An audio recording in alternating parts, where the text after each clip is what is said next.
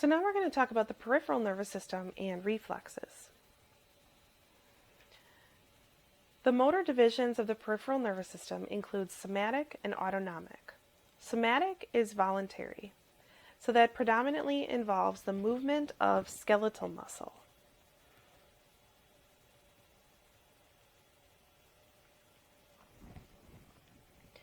Autonomic is involuntary.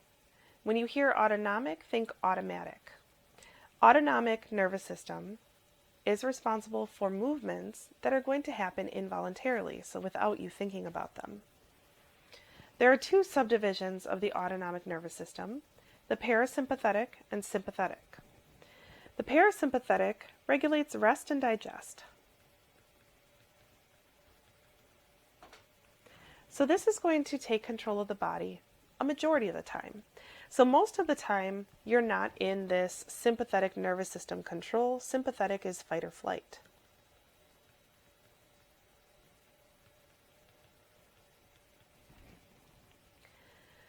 Most of the time, you are not feeling like you have to fight somebody or run away from somebody. You don't feel imminent danger every moment of your life. And if you do, you should probably go get help for that. But with the parasympathetic nervous system, that's predominantly under controlling the body.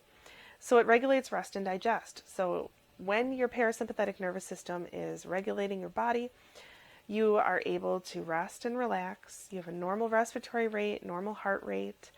Your pupils aren't dilated. They're slightly constricted to prevent the excess light from coming into the eyes and damaging the retina. Your bronchioles are relaxed to the point where you can breathe normally. You're able to digest your food, produce urine, and all that type of stuff. But the sympathetic nervous system regulates the fight or flight response. So if you feel some type of an emergency, or even at times of embarrassment, or if you're exercising, or if you have to escape something. So those are all E words that I just listed off, so they call them like the 4 E's.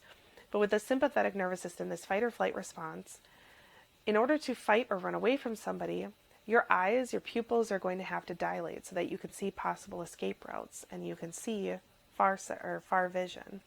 Your respiratory rate is going to increase in order to bring in more oxygen to the muscles. Blood flow is going to move from the surface of the body to the inside of the body, and that's going to support the energy production of the muscles and move blood away from potential injury sites, because if you are fighting somebody, they may potentially scratch you on the surface of your body. You're going to increase your respiratory rate, increase your heart rate. So all of these things are going to happen, and that's going to mobilize all of your energy in order to do this big thing that you're going to do. When they tell you during exercising that you're supposed to reach your target heart rate, that's a little bit, far-fetched, and they say that just to be saying something that sounds good. But really what you want to do when you're exercising is stimulate your sympathetic nervous system.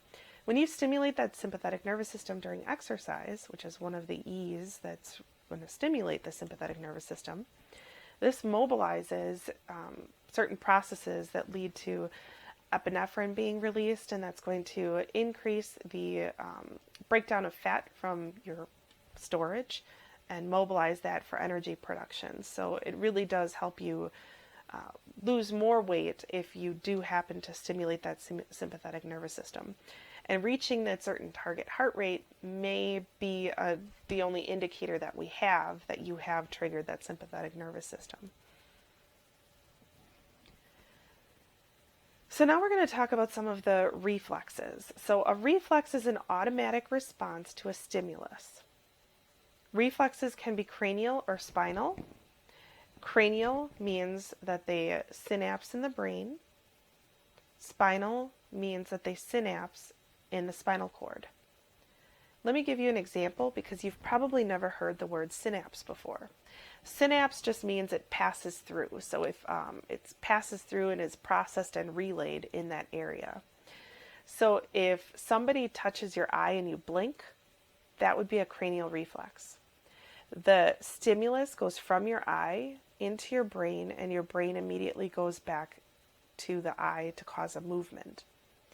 If you stub your toe, that would be a spinal reflex. So the stimulus goes from your toe through the spinal cord and then back down to your toe to move your toe away from the source of the pain. The other types of reflexes can be somatic or autonomic. A somatic reflex involves muscles that are normally under voluntary control. So if you do stub your toe, normally you would be able to move your leg naturally. But if it's a somatic reflex, you jerk your leg away from the source of the pain without you thinking about doing it. So it's an automatic response to a stimulus involving muscles that are normally under voluntary control. Autonomic reflex involves the movement of a part on the body that's normally under involuntary control. So an autonomic reflex, like increasing your heart rate, you can't just start thinking about your heart and think, beat faster heart, and it's going to listen to you. So that would be an autonomic reflex, kind of an instantaneous response to a stimulus of something that you are not normally under control of, that's under involuntary control. So just briefly going through the anatomy of the spinal cord. This is what it looks like. It's a cross section. Dorsal means that this is the back of the body. Ventral means that this is the front. So the back side versus the front side of the body. Information always goes in the back, out the front. So when we have a nerve impulse coming in, it goes through the dorsal part of the spinal nerve, into the dorsal root ganglia, into the dorsal horn, which is the gray matter, and I said that that's where you actually have processing of information happening. Then there's an interneuron that takes place in this gray matter, and then it goes out the ventral horn, out the ventral root, and back to the spinal nerve. So that's the pathway through the spinal cord that you need to know. So if you didn't catch that, go back, rewind it, write down these steps in order. And then some other things that I just want to point out here. So the white matter versus the gray matter. The white matter is lighter in color. The central canal contains cerebral spinal fluid, so that's where that cerebral aqueduct drains into, and that's going to help nourish the spinal cord. And then the matters, so the dura mater, arachnoid matter, and pia mater on the surface of the spinal cord.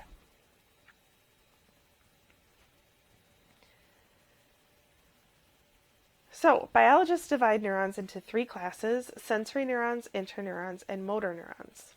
Sensory neurons carry information from the sensory receptors to the central nervous system. Interneurons are in the central nervous system, and motor neurons carry information from the central nervous system to your muscles, glands, and so forth that are actually going to be doing the response or performing the response. So these function to produce a reflex arc. So I'm just going to talk about the reflex arc. So let's say that you stepped on a thumbtack. That stimulus of pain is going to be sensed by receptors, and those contain the dendrites. So the dendrites are going to pick up on the fact that that was painful. That's going to send a signal down the axon to a sensory neuron cell body, and then eventually it's going to synapse with an interneuron in the central nervous system. Now, since this happened in your foot, it's going to synapse through the spinal cord first. And then it's going to synapse to another neuron, a motor neuron. And that motor neuron is going to send a signal to the muscles around your foot to help move your foot away from the source of the pain. This all happens within seconds. After your foot moves away, then your brain is going to get involved, and your brain's finally going to process the fact that you were hurt.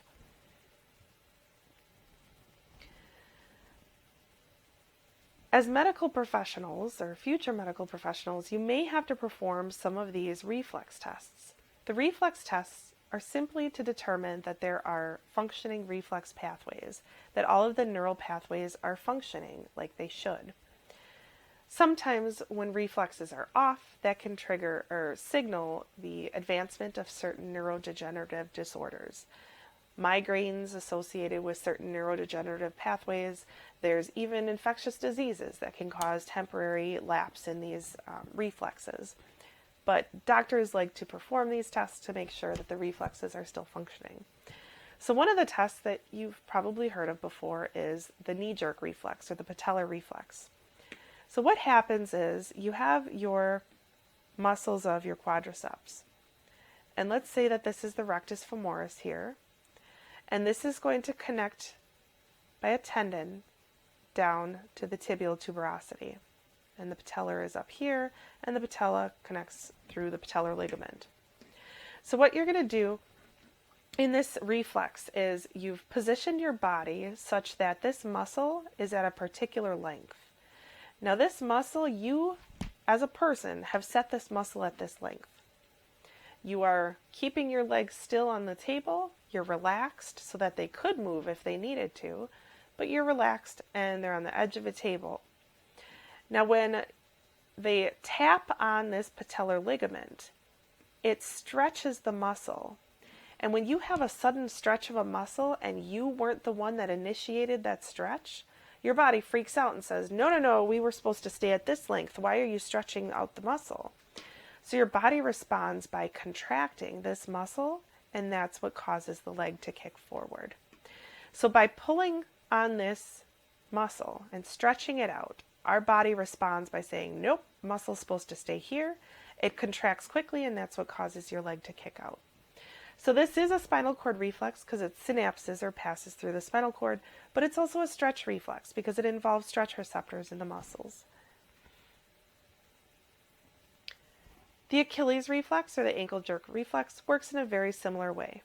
It's a spinal reflex and a stretch reflex that leads to extension of the foot in response to tapping of the Achilles tendon. The plantar reflex versus Babinski's sign. So if they rub something kind of rigid on the bottom of the foot, so they'll rub it along the side and underneath the bottom here, I would probably kick them in the face because I don't like anyone touching my feet. But if they do this reflex, a plantar reflex means that plantar flexion of all toes and part of the foot would happen in response to the stimulus. So they rub the bottom of your foot and your toes should kind of curl under. Babinski's sign is extension of the great toe with or without fanning of the other toes. Babinski's sign is normal in a child because these neuronal pathways are still developing, but this is abnormal in an adult. And I may ask you a question about Babinski's sign in children versus adults on an exam or quiz. The corneal reflex. Super disgusting, but they take a wisp of cotton and try to touch your cornea and you're supposed to blink. This is a cranial reflex. Another cranial reflex is the pupillary reflex. So they shine light in the eyes and the pupils are supposed to constrict. The reason for that is naturally your body wants to regulate the amount of light that goes in because any excess light can damage the retina.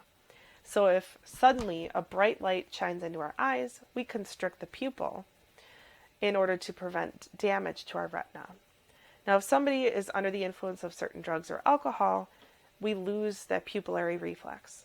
And we've stimulated that fight or flight response, which keeps that open and dilated. And that's how people know that we're under the influence of something.